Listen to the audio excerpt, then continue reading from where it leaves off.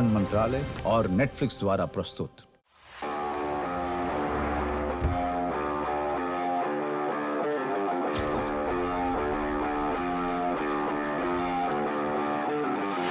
Peacocks.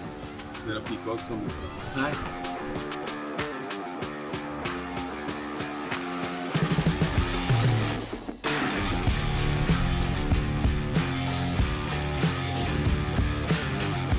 Morning.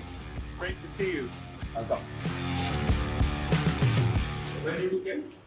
I came into Hyderabad. Is it okay? Ready? No, thanks for making it work.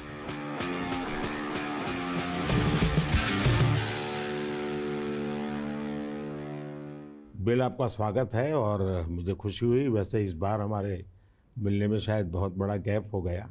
G20 की पहले हमारी काफ़ी बातें हुई थी और आपने देखा होगा कि G20 एक प्रकार से काफ़ी दाएं बाएं चल रहा था।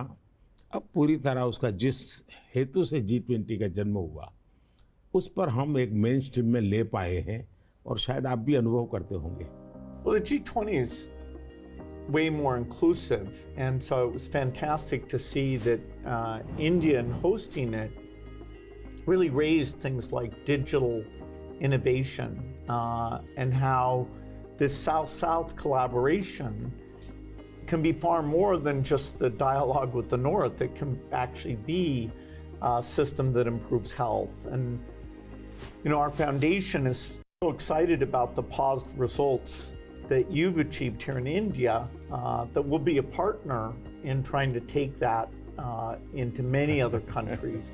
आपकी बात सही है। जब मैं इंडोनेशिया में भी G20 में गया था तो दुनिया के सभी देशों की क्यूरियोसिटी ये थी कि आपने ये डिजिटल रिवॉल्यूशन कैसे लाया है।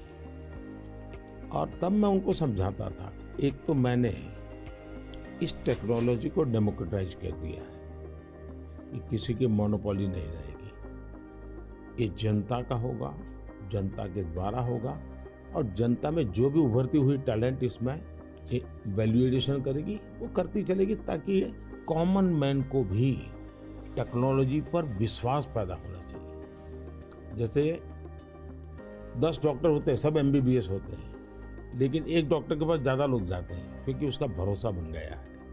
In areas like digital government, India is not only adapting technology, but it's actually leading the way. What are some of the things you're excited about? Health, agriculture and education. मैंने जो आरोग्य मंदिर बना है, 2 लाख आरोग्य मंदिर, आयुष्मान आरोग्य मंदिर विलेजेस में, ये जो मेरे हेल्थ सेंटर है उनको मैं डायरेक्टली मॉडर्न टेक्नोलॉजी से बेस्ट हॉस्पिटल के साथ उनको जोड़ देता हूँ। पहले शुरू में उनको लगता था कि डॉक्टर तो है नहीं, मुझे देखे बिना कैसे बताता है, लेकिन बाद में उनको समझ आया कि टेक्नोलॉजिकल इंस्ट्रूमेंट और सैकड़ों किलोमीटर दूर बैठा हुआ डॉक्टर भी उनको सही डायग्नोसिस कर रहा है, सही एडवाइस कर रहा है। तो लोगों का कॉन्फिडेंस बढ़ रहा है। जितना बड़ी हॉस्पिटल में होता है उतना ही छोटे आरोग्य मंदिर में हो रहा है। तो ये डिजिटल प्लेटफॉर्म की कमाल है। और दूसरी पर एजुकेशन, मैं बच्चों को बेस्ट एजुकेशन पहुंचाना चाहता हूँ। टीचर की जो कमियां हैं उसको मैं टेक्नोलॉजी से भरना चाहता हूँ। दूसरा, बच्चे का इंटरेस्ट विजुअल में है, स्टोरी टेलिंग में है, तो उस प्रकार के कंटेंट बनाना, उस दिशा में मैं काम कर रहा हूँ ताकि बच्चों को लगना चाहिए। और मैंने कुछ सर्वे किया, मैंने देखा बच्चों को बड़ा मजा आ रहा है। मेरे यहाँ एग्रीकल्चर में भी मैं बहुत बड़ा रिवॉल्यूशन ला रहा हूँ और मैं माइंडसेट बदलना चाहता हूँ। In one of the themes I think India brings to technology is that it should be available for everyone, actually lifting up those who need it the most. जब मैं दुनिया में डिजिटल डिवाइड की बात सुनता था, मैं कहता मेरे देश में मैं ऐसा कुछ नहीं होने दूंगा कि डिजिटल डिवाइड हो। और डिजिटल पब्लिक इंफ्रास्ट्रक्चर ये अपने आप में बहुत बड़ी रिक्वायरमेंट है। आज मेरे यहाँ गांवों तक मैं ये डिजिटल फैसिलिटी पहुंचाना चाहता हूँ। तो मुझे लगता है वो बहुत बड़ा टारगेट ग्रुप है। महिलाएं तुरंत नई चीज़ों को स्वीकार करती है, ये मेरा अनुभव है मेरे देश में।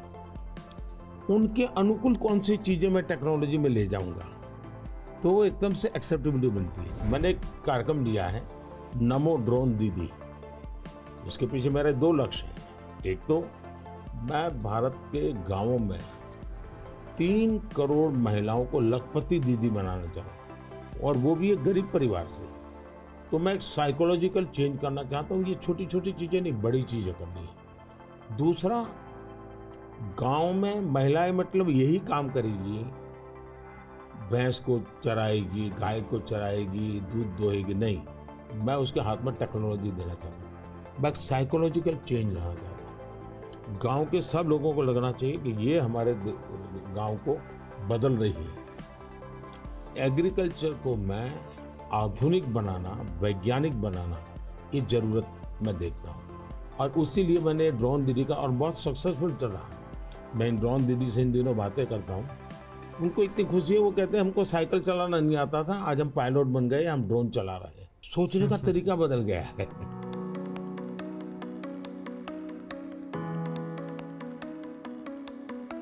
मैंने अफ्रीकन कंट्रीज के बहुत से लोगों से बात की। मैंने उनको कहा कि मैं इसमें आपकी मदद करने को तैयार हूँ, क्योंकि ये सबको समान अवसर देता है, और डेमोक्रेटाइज ये उसका मेन पॉइंट है, उसको नहीं छोड़ सकते आप। अब आपने देखा होगा कोविड में दुनिया सर्टिफिकेट नहीं दे पा रही थी। मेरे यहाँ मुझे वैक्सीन लेना है तो मैं कोविन ऐप पर जाकर के कितने डिस्टेंस पर मुझे मिलेगा, कौन सा टाइम स्लॉट मिलेगा, और मेरा सर्टिफिकेट भी मुझे within fraction of second मिल जाता था। और कोविन मैंने ओपन सोर्स कर दिया था, कोई भी उसका उपयोग कर सकता है। तो ये मेरा होगा, उसका कारण डिजिटली बहुत लाभ हुआ है मेरे देश में। और हम शायद जो इंडस्ट्रियल रिवॉल्यूशंस हुए, फर्स्ट सेकंड, हम पीछे रह गए क्योंकि हम गुलाम थे। ये चौथा जो इंडस्ट्रियल रिवॉल्यूशन है, जिसमें डिजिटल एलिमेंट सबसे बड़ा है, और भारत इसमें बहुत कुछ प्राप्त कर लेगा, ऐसा मेरा विश्वास है। Yeah, I think the key point is that the digital infrastructure just gets keeping richer. You know, a lot of people know about the identity system and the digital payment systems, and that the government, by taking virtually all the government payment programs now and digitizing those, that alone saved a lot of money, and it created access on a more equal basis. But now as you're moving into the different areas, advice for farmers, registering their land, tutoring for kids, and the health records, connecting all of those, that's kind of a second phase. And we're just at the beginning now of the third phase, where these advances in artificial intelligence will come on top of that and make the value even better. आपने सही कहा, AI का महत्व बहुत है, और मैं तो कभी कभी मजाक में कहता हूँ, हमारे देश में माँ को आई बोलते हैं, माता को बहुत से राज्यों में भाषा बोलते हैं आई। अब मैं कहता हूँ हमारे यहाँ बच्चा पैदा होता है तो आई भी बोलता है, AI भी बोलता है। वो इतना एडवांस हो गया है। अब देखिए मैं कैसे उपयोग करता हूँ, मैं आपको बताऊँ, जिसको देखकर आपको भी खुशी होगी कि कॉमन मैन कैसे AI का उपयोग कर सकता है। जैसे मैंने G20 में AI का बहुत उपयोग किया। मेरे पूरे G20 का परिसर था, उसमें पूरा का पूरा AI का उपयोग करके सारे इंटरप्रिटेशन की व्यवस्था मैंने AI से की। मैंने मेरे सभी ड्राइवर्स को मोबाइल फ़ोन पर ऐप डाउनलोड करवा दिया, उसके साथ बैठे हुए गेस्ट उनको करवा दिया। मान लीजिए वो फ्रेंच भाषा जानते हैं तो ड्राइवर के पास ऐप में फ्रेंच की व्यवस्था थी, वो ड्राइवर के साथ फ्रेंच में बोलते थे, ड्राइवर अपनी लैंग्वेज में सुनता था, ड्राइवर अपनी लैंग्वेज में जवाब देता था। यानी ड्राइवर के साथ कम्युनिकेशन किसी भी लैंग्वेज में वो कर सकते थे। मैंने अभी एक प्रयोग किया, मैं काशी तमिल संगमम में कार्यक्रम करता हूँ, तो काशी में तमिलनाडु के लोग आए हुए थे, तमिल भाषा मैं बोल नहीं सकता हूँ, तो मैंने AI का उपयोग किया। मैं हिंदी में बोला और सबने मेरा भाषण तमिल में सुना AI के द्वारा।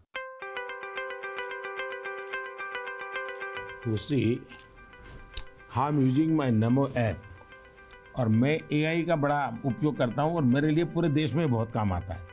ये मेरा फोटो बूथ है। अब आप सेल्फी ले लीजिए इस पर, take the selfie. Okay. Yeah. Wow. So you can see. Wow. Not only this, since last 20 years, मेरे साथ आपके जितने भी फोटो होंगे, जितने भी मेरी फोटो होंगे 20 साल की, सारे इस पर आ जाएंगे। कभी और किसी पब्लिक फंक्शन में मान लीजिए आपका एक 1/10 पार्ट दिख रहा है, तो वो फोटो में भी अगर मैं दिखता हूँ और आपका 1/10 भी दिखता है, वो भी उसको वो रिकग्नाइज करके ले आता है। तो आज टेक्नोलॉजी का कैसे उपयोग हो सकता है, और मैं मानता हूँ कि इस प्रकार के प्रयोग हमें वैल्यू एडिशन करते हैं। अब पहले क्या होता था, मैं कहीं जाता था, कोई फोटो मांगता था, देते थे। आज मैं कहता हूँ भाई तुम एआई पर जाओ, मेरे नमो ऐप पर जाओ, फोटो बूथ में जाओ, खुद की सेल्फी ले लो, आपके साथ मेरा जितना भी फोटो होगा कि कोने में आप खड़े होंगे तो मिल जाएगा। तो हमने थोड़ा रोजमर्रा की जिंदगी में लोगों की मदद करने के लिए उपयोग करना चाहिए। तो मेरी कोशिश होती है कि पहले उसको कंफर्ट लेवल देना, उसको लगना चाहिए हाँ यार ये तो मेरे काम का है। जब काम में होता है तो फिर उसको इनोवेशन करता है, वो नई चीजें जोड़ देता है। I'd love to hear your view on how India sees AI. अगर हम एआई को एक मैजिक के टूल के रूप में उपयोग करेंगे तो शायद बहुत बड़ा अन्याय हो जाएगा। या एआई का उपयोग अपने आलसीपन को बचाने के लिए मैं करता हूँ कि भाई मुझे किसी को चिट्ठी लिखनी है, मैं ड्राफ्ट नहीं करूँगा, मैं चैट जीपीटी को कह दूंगा कि मेरी चिट्ठी ड्राफ्ट करके दे दो, तो ये गलत रास्ता है। मुझे तो चैट जीपीटी के साथ कंपटीशन करना चाहिए, मैंने उसके साथ लड़ाई लड़नी चाहिए कि नहीं तुम ठीक नहीं कर रहे हो, तुम ये शब्द की जगह ये क्यों नहीं लाए, तो मैं एआई से आगे जाने की कोशिश करूँ। अब जैसे हमारे यहाँ बहुत सारी लैंग्वेजेज हैं, बहुत सारी बोलियां हैं, मैं एआई को कहता हूँ आप इन बोलियों को पकड़िए। मेरे एस्ट्रोनॉट्स को इंट्रोडक्शन के लिए गया था, तो हमारे एस्ट्रोनॉट्स किस प्रकार से काम करने वाले थे, तो रोबोट से मैं बात कर रहा था। मैंने रोबोट से काफ़ी बातें की और मैंने देखा कि मैं अलग अलग टोन में बोलता था, थोड़ा लहजा बदल के बोलता था, और मैं देख रहा था कि वो मुझे प्रॉपर रिस्पॉन्ड कर रहा था। फिर मैंने उसका नाम बदल करके पूछने की कोशिश की, तो फिर उसने रिस्पॉन्ड नहीं किया। तो मैंने कहा आपका एआई, मैंने 3 मिनट 4 मिनट बात किया, अभी तक वो मेरी आवाज़ को रिकॉग्नाइज नहीं कर पाया। जब तक मैं उसका नाम नहीं बोलता हूँ वो मुझे रिस्पॉन्ड नहीं कर रहा। मैं वो चाहता हूँ कि मेरे आवाज़ को सेंस करे, और भले ही मैं उसका नाम न बोलूँ लेकिन वो मेरे से बात करे। तो उन्होंने कहा ठीक है विल डू दिस। तो मैं हर बार नई चैलेंज देता रहता हूँ।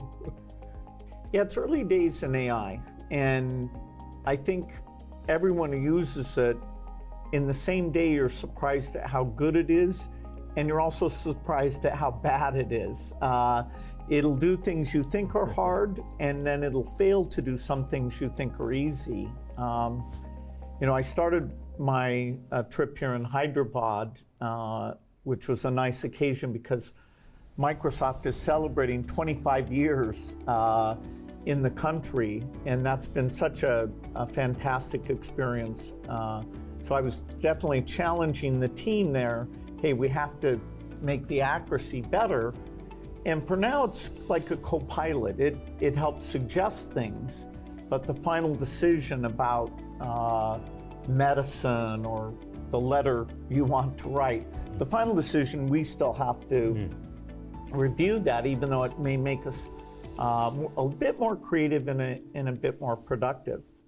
It seems like AI is a huge opportunity, but there's some challenges that come with that. How do you think India will approach that? देखिए एआई ने जो चैलेंजेस खड़ी की हैं वो मैंने देखा है कि इतनी अच्छी चीज़ अगर प्रॉपर्ली ट्रेन किया बिना किसी के हाथ में दे दी जाए तो वो मिसयूज होने की संभावना ज़्यादा है। अब मैंने एआई से जुड़े सारे ब्रेन से उनसे भी बात की। मैंने कहा शुरू में हमने कोई भी एआई जनरेटेड चीज़ है तो उस पर आना चाहिए वाटरमार्क, ये एआई जनरेटेड है, ताकि कोई मिसगाइड ना हो। और ये बुरी चीज़ नहीं है, सिंपली इट्स एआई जनरेटेड, तो मैं उसका वैल्यू समझ लूँगा। डीप फेक भारत जैसे डेमोक्रेटिक कंट्रीज में और इतनी विशाल कंट्री में कोई एक डीप फेक में कुछ भी चीज़ डाल दे, जैसे मेरे ही वॉइस में कुछ ऐसी गंदी चीज़ डाल दे, तो शुरू में तो लोग मान जाएंगे, तो बहुत बड़ी आग लग जाएगी। तो ये जरूरी है कि डीप फेक एआई जनरेटेड है और ये सोर्स है। ये आज शुरू के दिनों में, आगे चल करके क्या होगा जरूरत नहीं पड़ेगी शायद, लेकिन ये हमने कुछ डूज एंड डोंट्स उस पर सीरियसली सोचना पड़ेगा। उसी प्रकार से मैं एआई से पहले काम वो लूं जिसकी मेरी महारत हो। मेरी महारत हो और मैं थक गया हूं, सो जाऊं, वो कर लेगा, तो वो ठीक नहीं है। जैसे हम कह देते कि भाई तुम 5 बजे उसको फोन लगा देना, तो एआई कर देगा। या मैं कह दूंगा कि मेरा वो गाना मुझे सुना दो, तो कर देगा। तो मुझे पता होना चाहिए ना कि भाई मुझे इस समय किस गाने को सुनने की जरूरत है, मेरे लिए क्या रिक्वायरमेंट है। अगर मैं ये ना कर दूं, मेरे से टूल का ही उपयोग करने के लिए खेल खेलता रहूं, तो शायद मैं वैल्यूएशन नहीं कर पाऊंगा, टाइम पास कर लूंगा। In the AI world, data is so important, and yet, people have concerns, privacy concerns. How do we strike the balance there? Data एक बहुत बड़ा इश्यू बना हुआ है, हमने उसकी सिक्योरिटी भी देखनी चाहिए। भारत में कानूनी व्यवस्था तो की है, लेकिन लोगों को भी अवेयर करना पड़ेगा। अब जैसे मैंने आज हमारे देश में यूनिवर्सिटीज वगैरह सारे सर्टिफिकेट क्लाउड में रखवा देता हूँ, ताकि खर्चा भी बचता है और जो भी रिक्वायरमेंट मिल जाती है। मेरे यहाँ कंप्लाइंसेस की ज़रूरत होती थी, मेरे सारे कंप्लाइंसेस की कोई ज़रूरत नहीं है। आप अपना डेटा एक क्लाउड पर डाल दीजिए, मुझे आपका आइडेंटिटी दीजिए, मुझे जो ज़रूरत है मैं उसमें से ले लूँगा। तो मैं नागरिकों का ईज ऑफ लिविंग के लिए टेक्नोलॉजी का बहुत उपयोग कर रहा हूँ। दिनों सर्विसेज के लिए पहले करता था, अब मैं ईज ऑफ लिविंग के लिए कर रहा हूँ। Yeah, data is definitely, it's going to be very exciting that we'll be able to preserve privacy and still learn a lot from the data. Like which crop should you plant? If we get all the data from the farmers without their names, so we don't invade their privacy, but giving better farmer advice, or seeing here in India, the top 10% of teachers are so good, and saying, okay, what are they doing, and how do we spread that to the other people? Or even if there's some new nutrition approach, sometimes it works and sometimes not. And so because you have the medical record, the ability to kind of track and say, okay, this is working very well, or this isn't, we can be a lot smarter without threatening individual privacy. मैं इसको दो तरह, एक हमें common man को भी quality data के लिए ट्रेन करना पड़ेगा। हमारे डेटा में क्वालिटी होनी चाहिए, क्लैरिटी होनी चाहिए। दूसरा, डेटा ओनर को मालूम होना चाहिए कि जो मेरे से डेटा मांग रहा है वो किस काम के लिए मांग रहा है। अगर वो उसके साथ एग्रीमेंट करके उसमें से कमाई करना चाहता है तो उसको अलाउ करना चाहिए कि और पहला, उसको प्रायोरिटी रिसर्च के लिए होनी चाहिए। रिसर्च के डेटा की वैल्यू ज़्यादा ना हो, ताकि वरना रिसर्च बहुत महंगा हो जाएगा। और रिसर्च करने वाले इंस्टीट्यूट ने भी उसको एश्योरेंस देना चाहिए कि तेरे डेटा का मैं जो उपयोग कर रहा हूँ वो इसी काम के लिए होगा, ये ग्लोबल गुड के लिए है, कॉमन मैन गुड के लिए। तो मैं मानता हूँ दुनिया में कोई भी व्यक्ति इनकार नहीं करेगा। I think it's interesting that some of these digital systems create efficiency by getting rid of the middleman, and that's super beneficial. मैं तो कभी कभी कहता हूँ कि मैं ऐसी सरकार चलाना चाहता हूँ एज फार एज मध्यम वर्गीय जो वर्ग है उसकी जिंदगी से सरकार बाहर निकल जाए, उसकी जिंदगी में सरकार की कोई ज़रूरत ही ना हो। जो गरीब है, जिसको सरकार की ज़रूरत है, वहाँ सरकार भरपूर हो। लेकिन जिसको कोई जरूरत नहीं, बिना कारण सरकार जा करके उसको कोई ये लाओ वो लाओ ये करो वो करो करती रहती है, तो वो बंद हो जाएगा। और इसलिए मेरी कोशिश यही है कि हमारा प्रयास यही रहेगा कि हम इसको करें। In 2015, one of the great things we did together was you came to Paris for that mission innovation. That was fantastic. Yes. Climate के संबंध में हम दोनों के विचार एक ही प्रकार के हैं और आपने बहुत सक्रियता से भूमिका भी अदा की। तो उस समय ओबामा, आप, मैं और फ्रांस के प्रेसिडेंट हम मिले थे और तब हम लोगों ने डिटेल में चर्चा की थी हम इसको वे फॉरवर्ड कैसे ले जाएं। लेकिन दुर्भाग्य से वो बात ज़्यादा आगे चली नहीं। लेकिन G20 के बाद क्लाइमेट को लेकर एक वातावरण बना है कि भाई सब लोग अपनी अपनी जिम्मेवारी अदा करेंगे। तो जो हमने बीज बोए थे और जिसमें आपकी भी बहुत बड़ी भूमिका थी, वो अब कुछ वटवृक्ष के रूप में सामने आएगा ऐसा मुझे लग रहा है। मैं समझता हूँ क्लाइमेट एक ऐसा विषय है, जरा खुले में जाकर के हम लोग बात करते हैं।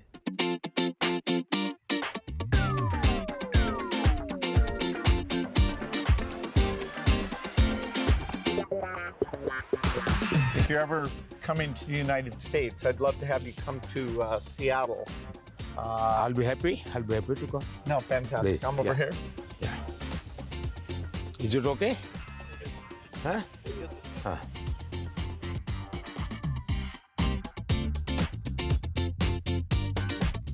क्लाइमेट को लेकर के हम बात कर रहे थे। भारत, मुझे बहुत खुशी है कि हम रिन्यूएबल एनर्जी के क्षेत्र में बहुत तेज़ी से आगे बढ़ रहे हैं। सोलर एनर्जी, विंड एनर्जी, हम काफ़ी काम, हम न्यूक्लियर के अंदर काफ़ी तेज़ी से आगे बढ़ना चाहते हैं। उसी प्रकार से ग्रीन हाइड्रोजन को हम बहुत तेज़ी से आगे बढ़ना चाहते हैं। मैं तमिलनाडु में था तो हमने एक हाइड्रोजन से चलने वाली बोट मैंने वहाँ से रवाना की, जो काशी में मेरे जो टूरिस्ट आते हैं उनके लिए ये एनवायरनमेंट फ्रेंडली, पॉल्यूशन फ्री ये बोट काशी से अयोध्या के लिए चलाने के लिए मैंने सोचा है, ताकि क्लीन गंगा की मेरी जो मूवमेंट है उसको भी मदद मिलेगा। एनवायरनमेंट कॉन्शियस सोसाइटी के लिए भी वहाँ से एक मैसेजिंग होता रहेगा।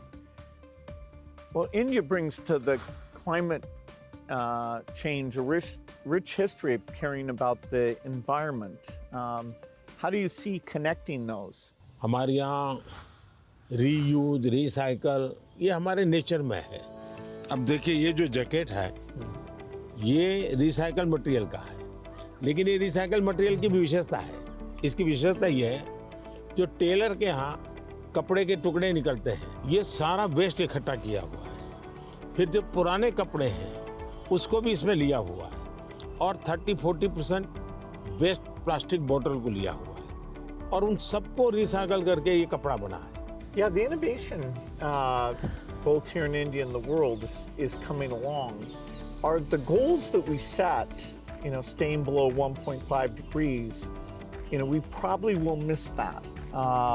Even 2 degrees isn't going to be so easy. And the thing you and I really emphasized in Paris is the need for innovation. If the green approach can be made as cheap or cheaper than the old approach, then the adoption will be very good. If it's more expensive, it's not clear who's going to be willing to pay for that. Should the rich countries pay for that? It's not fair to tell India to slow down, building basic infrastructure just because the West had those emissions. But you'll have to have some adaptation because there will be some warming, particularly which farmers will have to take into account. मुझे लगता है कि हमने 2-pronged strategy की तरफ जाना चाहिए। एक तो है इनोवेशन, और इनोवेशन में हमारी जो रिक्वायरमेंट्स हैं वो क्लाइमेट फ्रेंडली कैसे हो, नेचर फ्रेंडली कैसे हो, उसमें इनोवेशन हो।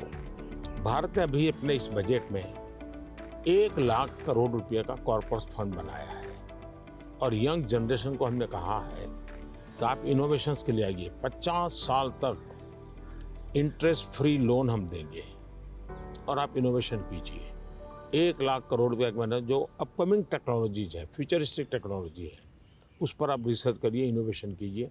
तो मैं एक तरफ उनको प्रोत्साहित करूँ, लेकिन दूसरी एक बात है जिसको गंभीरता से ले, और ये वो लाइफस्टाइल। और इसलिए मैंने मिशन लाइफ शुरू किया है। और मैं जब लाइफ कहता हूँ तब लाइफस्टाइल फॉर एनवायरनमेंट, क्योंकि हमारी रोजमर्रा की जिंदगी में अगर हम क्लाइमेट फ्रेंडली लाइफस्टाइल स्वीकार नहीं करते, प्रो नेचर हम जीवन नहीं जीते हैं, तो हम बाहरी कितने ही प्रयास क्यों न करें, हम नए नए इनोवेशन करेंगे, नई नई चीजें जोड़ते जाएंगे, हम अपनी जिंदगी को ऐसी कैसे बनाए। अब हमारा मुसीबत क्या है, हमारा प्रगति का आंक क्या, तो भाई कौन सा देश कितना स्टील उपयोग करता है, कौन सा देश पर कैपिटल कितना एनर्जी कंज्यूम करता है, उसके आधार पर उस देश की इकोनॉमी में जा। अगर ये पैरामीटर रहेंगे तो फिर वो इलेक्ट्रिसिटी कंज्यूम करने के लिए कोशिश करेगा, स्टील कंजम्पशन की कोशिश करेगा, फिर स्टील उत्पादन के लिए लगेगा, तो स्टील उत्पादन में कार्बन का प्रॉब्लम करेगा। मतलब हमने हमारी सोचने के तरीकों बदलना पड़ेगा। जब सोचने के हमारे पैरामीटर, जिंदगी के पैरामीटर, प्रगति के पैरामीटर हमने क्लाइमेट फ्रेंडली बनाने चाहिए। आज हमारे प्रगति के सारे पैरामीटर एंटी क्लाइमेट है। बिजली कंजम्पशन के आधार पर प्रगति नापी जाती है, स्टील कंजम्पशन के आधार पर प्रगति नापी जाती है।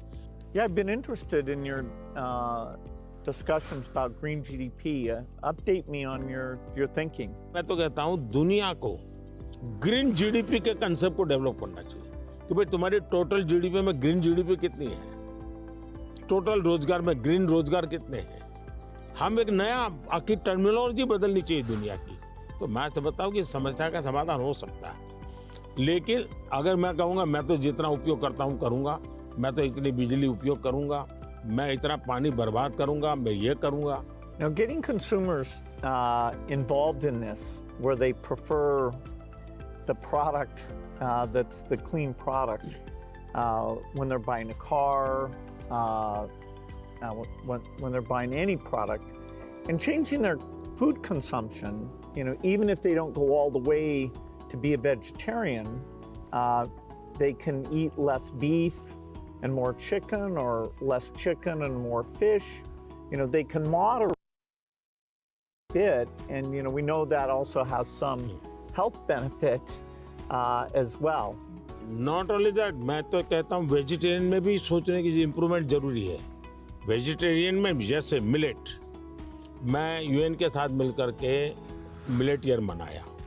मिलेट का फायदा यह है कि एक तो बिल्कुल बंजर भूमि में मिलेट पैदा होता है, मिनिमम पानी चाहिए, कोई फर्टिलाइजर नहीं चाहिए, और ये सबसे उत्तम प्रकार का फूड है, ये सुपर फूड है। अगर हम मिलेट को प्रमोट करते हैं तो वेजिटेरियन होने के बावजूद भी बहुत सी चीजें हैं जो ज्यादा नुकसान करने वाली है, उसमें भी अगर मिलेट पर शिफ्ट करते हैं तो बहुत फायदा हो सकता है।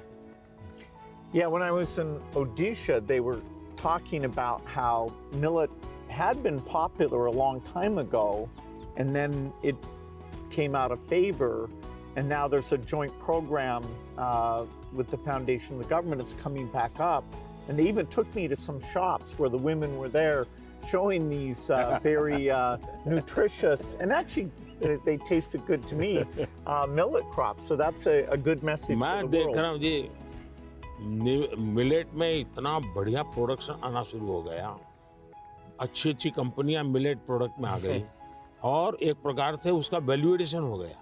मैं और कॉमन अब फैशन हो गई। हमारे यहाँ 5 स्टार होटल में जाइए तो मिलेट का मेनू अलग देते हैं, नॉर्मल वेजिटेरियन फूड का मेनू अलग देते हैं, और ज़्यादा तो लोग मिलेट मेनू और उसके कारण मेरे छोटे किसान की इनकम भी बढ़ी है और पानी बहुत बचत हो रही है, तो बहुत बड़ा फायदा होने लगा है। Well, during the pandemic, it was fantastic that the vaccines got invented, and India made a lot of those.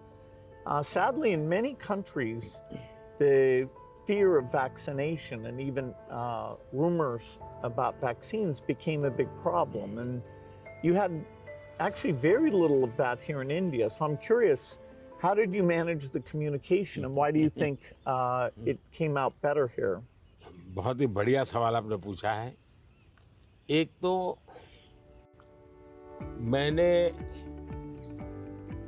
Virus के खिलाफ ये लड़ाई जो है ये हम सबकी है, ये लोगों को प्रशिक्षित करने पर बल दिया। ये वायरस वर्सेस गवर्नमेंट नहीं है, ये लाइफ वर्सेस वायरस की लड़ाई है। ये पहली मेरी फिलॉसफी थी। दूसरा, मैं डे 1 से कम्युनिकेट करने लगा सबसे डायरेक्ट, मेरे देश के लोगों से बात। मैं खुद सारे प्रोटोकॉल पब्लिकली फॉलो करने लगा, सब चीजें पब्लिकली मैं उदाहरण के रूप में जाने लगा लोगों के सामने।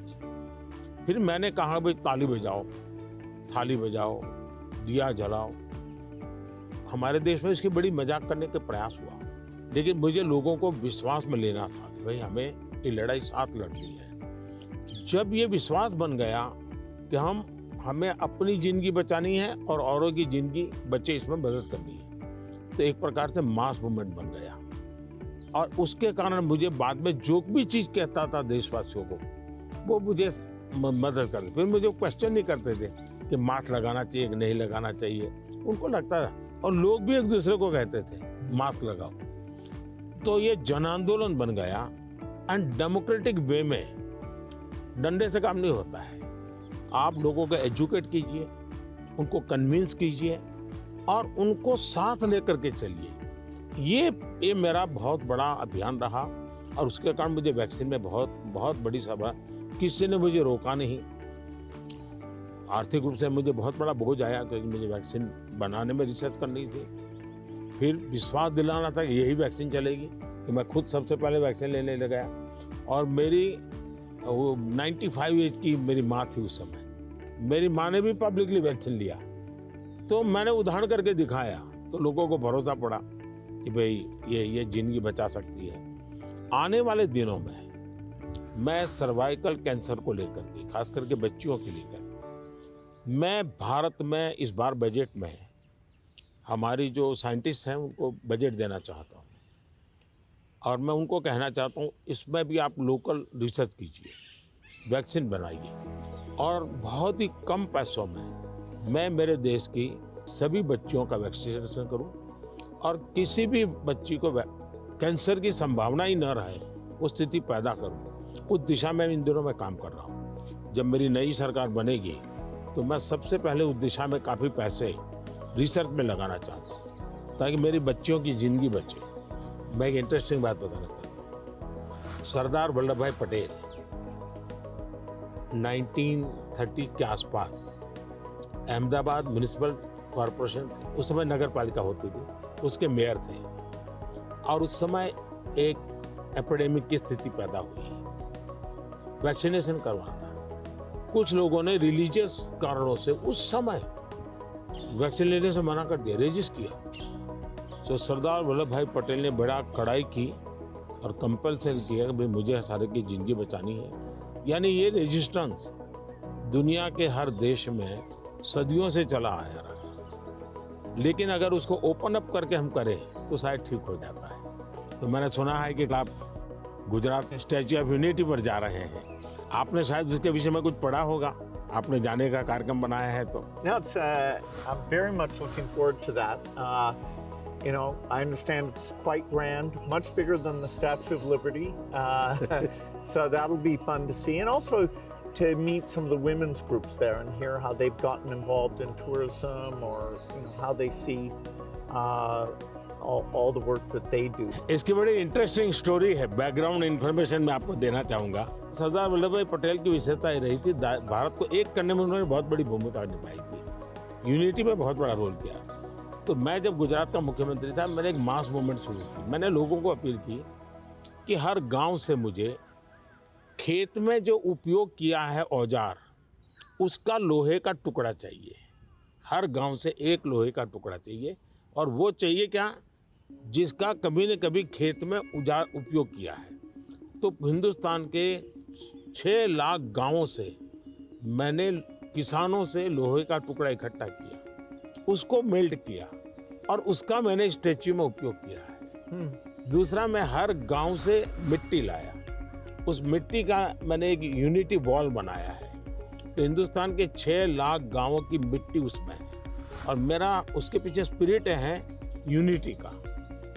हमने इतने बड़े देश की विविधताओं के बीच में एकता कैसे बनानी, उसके लिए मैंने स्टैच्यू बनाया। और स्टैच्यू ऑफ लिबर्टी से ये डबल साइड का है, ये दुनिया का सबसे बड़ा ऊंचा स्टैच्यू, और कम से कम समय में बनाया।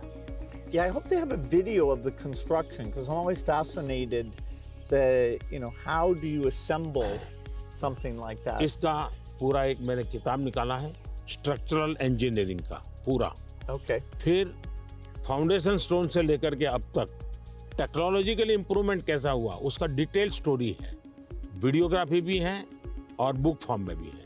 वो मैं अपनी टीम को बताऊंगा, वो आपको मिले, क्योंकि ये सच में, और मैंने सभी इंजीनियरिंग स्टूडेंट को वहाँ स्पेशली ले जाता था कि वो ये स्ट्रक्चरल इंजीनियरिंग का स्टडी करें कि इतना बड़ा काम कैसे हो रहा है, और वो बहुत ही उनका इंटरेस्टिंग था। वो अभी मैंने गुजरात में हिंदुस्तान का सबसे बड़ा सी केबल ब्रिज का उद्घाटन किया, हिंदुस्तान का सबसे बड़ा। तो मैंने इंजीनियरिंग स्टूडेंट को कहा तो वहाँ जाइए, उसका स्ट्रक्चरल इंजीनियरिंग का स्टडी कीजिए, क्योंकि मैं ये हमेशा इन चीज़ों में चाहता हूँ कि चीज़ें बना करके छोड़नी नहीं है, मैं उसमें इंस्टीट्यूशनलाइज करना चाहता हूँ, नई पीढ़ी को तैयार करना चाहता हूँ। So over our careers, technology's gotten so much better. I'm just curious in terms of your journey of using, PCs or phones or different types of software. Was there something that really drew you in, or what's that been like? एक तो मुझे पागलपन है technology का, खुद expert नहीं हूँ, मेरी क्यूरियोसिटी रहती है, बालक की जैसे रहती है वैसी रहती है। मुझे बहुत याद है, बहुत पहले मेरे पास एक गैजेट था, हाथ में रखने वाली छोटी सी डायरी थी, अच्छी थी लेकिन थोड़ा वेट था। मैं बहुत साल पहले यूएसए गया था, तो जब यूएसए गया तो मैं बड़े मॉल में जाता था, लेकिन मैं टेक्नोलॉजी वाली दुकान पे जल्दी जाता था। तो मैंने उनको कहा भाई ये इसका लेटेस्ट वर्जन कोई है क्या, तो वो देखता रह गया ये क्या है, बोले अभी तो हमारे देश में ये आया नहीं है, तो ये भी तो अभी आया नहीं, तो अगला वर्जन कहाँ से आएगा। तो मैं इतना एडवांस चीज़ों को ढूंढता रहता था, देखता रहता था, लेकिन मैं टेक्नोलॉजी का गुलाम नहीं हुआ, मैं किसी से बंधा नहीं हूँ। मैं पानी के प्रवाह की तरह नई नई नई नई चीज़ों को खोजता रहता हूँ, ढूंढता रहता हूँ, और कहीं पर मुझे सुनता हूँ तो मैं ले आता हूँ। और शायद मुझे जल्दी से करने का भी शौक़ है, उसको मैं जल्दी से जल्दी कैसे लाऊं, जल्दी जल्दी कैसे करूं। जैसे एआई दुनिया के चर्चा करने लगी तो मैं एआई के पीछे मैं क्या कर सकता हूं। दूसरा, मेरा ध्यान किसी चीज़ को देखता हूं, उसका मल्टीपल यूटिलिटी क्या होती है, और मेरी सब फैकल्टी उस पर काम करना शुरू कर देती है। मैं कोई चीज़ देखता हूँ तुरंत मेरे नहीं ये नहीं, ऐसा करो ऐसा करो ऐसा करो। तो ये शायद मेरा गॉड गिफ्टेड मेरा नेचर है।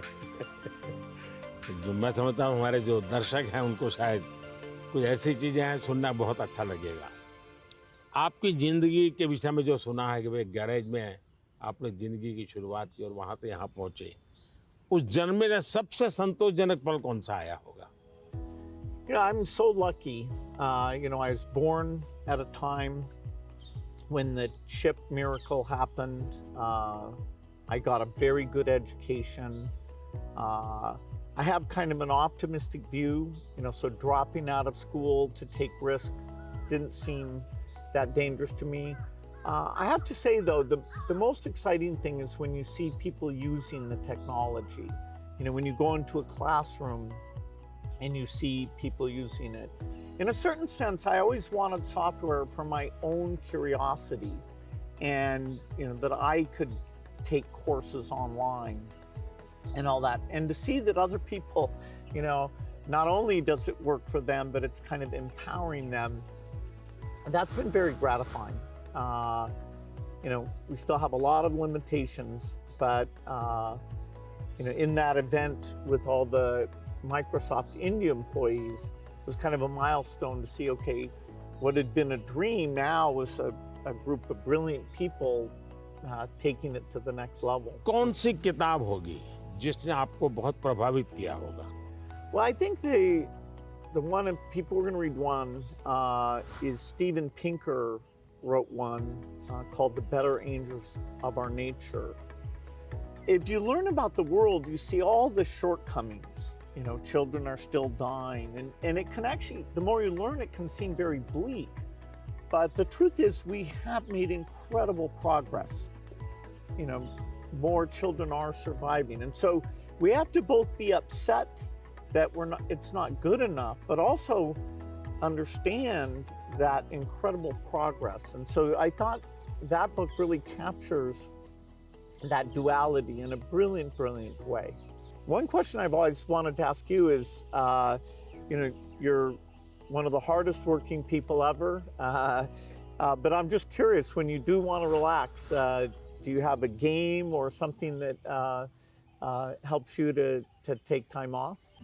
मेरे यहाँ रिलैक्सेशन ऑटो पायलट है और वो मेरे जिंदगी को मिली हुई एक स्पिरिचुअल प्रसादी है मेरे गुरुजनों से, जो मुझे बहुत बड़ी ऊर्जा देती है। काम ज़्यादा कर सकता हूँ, करता हूँ, वो मेरा कोई फिजिकल एनर्जी के कारण है ऐसा मुझे नहीं लगता है, मेरे कमिटमेंट के कारण है।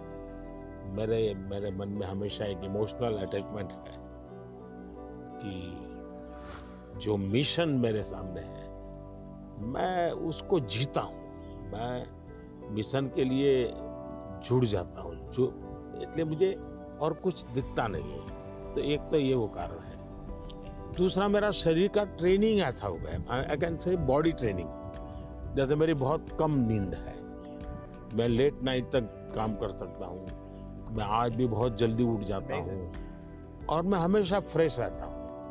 और ये कारण था मेरा, जब एक कालखंड था जब मेरा हिमालयन लाइफ था, तो उसमें एक हमारी परंपरा रहती थी, जो संन्यास्त परंपरा में ब्रह्म मुहूर्त में स्नान करना, तो करीब 3:20 3:40 के बीच में होता है सुबह मॉर्निंग में। तो मैं उन चीज़ों से बड़ा आदी बना हुआ था, तो मेरा बॉडी एक प्रकार से ट्रेन हो चुका है और इसलिए मुझे रिलैक्स करने के लिए कुछ एक्स्ट्रा किसी चीज़ की ज़रूरत नहीं पड़ती।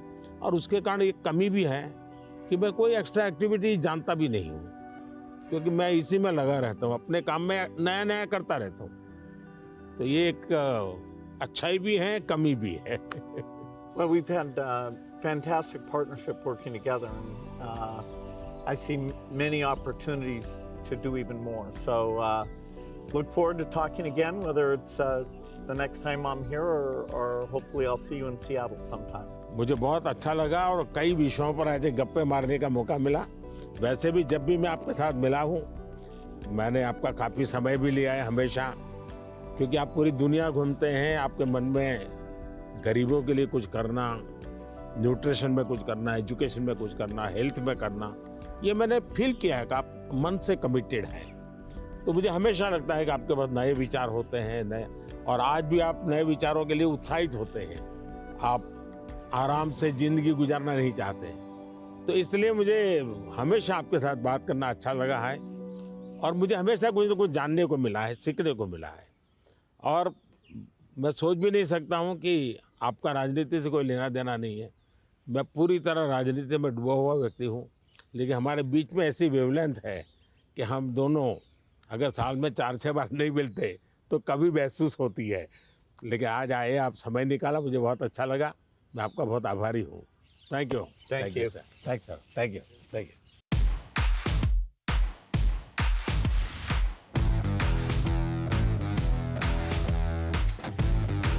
These are some nutrition books. Finally, we're making progress on nutrition. Yes, thank you.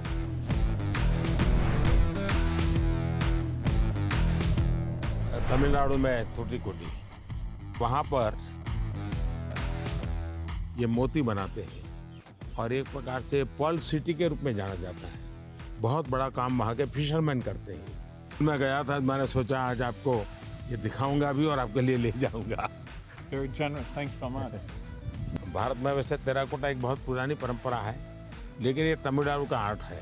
ये बहुत पॉपुलर होता है, मंदिरों में रहता है, घरों में भी रहता है, पूजा के लिए भी इसी प्रकार की विशेष चीज़ें बनाते हैं वहाँ। ये हैं पश्मीना स्क्राफ्ट है और ये हमारे यहाँ बहुत ही पॉपुलर है कश्मीर में।